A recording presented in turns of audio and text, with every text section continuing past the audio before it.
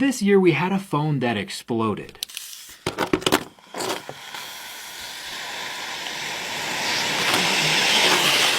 We had phones that just died, and for some reason it's been the year that every manufacturer, including Apple, tried to compete for the world's thinnest smartphone. 2025 has been an extremely interesting year, and it's time to hand out the Smartphone Durability and Repairability Awards for the 9th year running.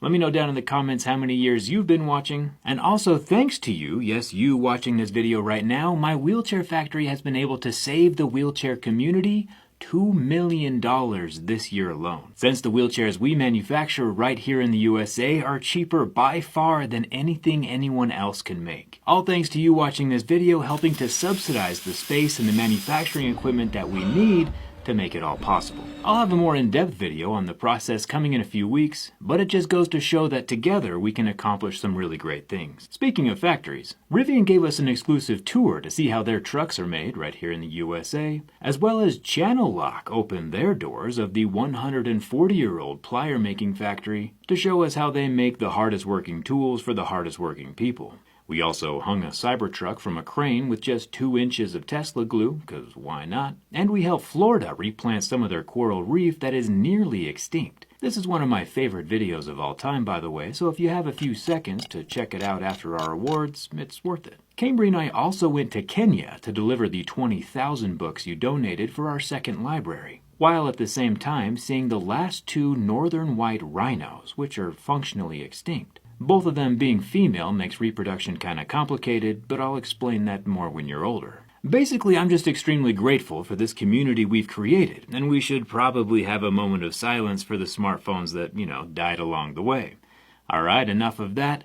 Let's start off with the most repairable smartphone of 2025, and that has got to go to the Fairphone 6. Fairphone only releases one phone every 2 or 3 years, which is a reasonable schedule. It's a totally modular smartphone where every component is held in place with screws. No heat required to melt or soften the adhesive. It is a bit pricey, and replacement parts are kinda hard to source in the USA, but overseas the Fairphone 6 makes a whole lot of sense, since it's designed from the ground up to be future-proofly upgradable and repairable. I wish Fairphone was more mainstream, but alas, it is not. If I were, however, to pick one of the main players, Samsung, Apple, or Google, and pick which phones of theirs are the most repairable, I would have to give a shout out to Google.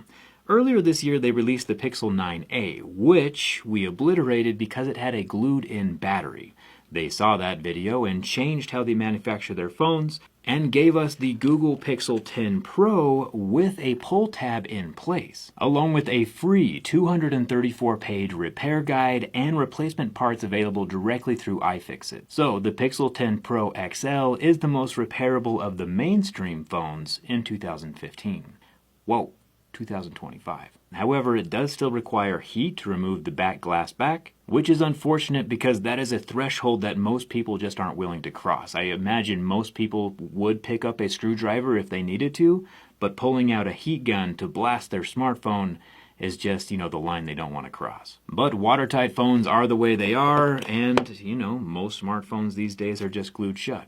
Which brings us to the least repairable smartphone of 2025. Folding phones are obviously the hardest to repair. They have a soft center folding screen that is extremely fragile and very difficult to repair successfully. So we will disregard those for now, but out of the main players, Apple, Samsung, and Google, they all sell replacement parts directly to customers. And yeah, you have to jump through some hoops with Apple and Samsung, but at least they pretend to be repair friendly. Also, Motorola sells replacement parts, Xiaomi sells replacement parts, but some companies do not, and I've decided to pick on the largest offender, and that is Oppo. Oppo does not sell replacement parts to customers, and the Oppo Find X8 Ultra can be disassembled with heat and pull tabs like a normal smartphone, but when you can't buy replacement parts from the manufacturer, it's kind of the definition of, not repairable. So Oppo needs to do better, and they win the least repairable smartphone of 2025.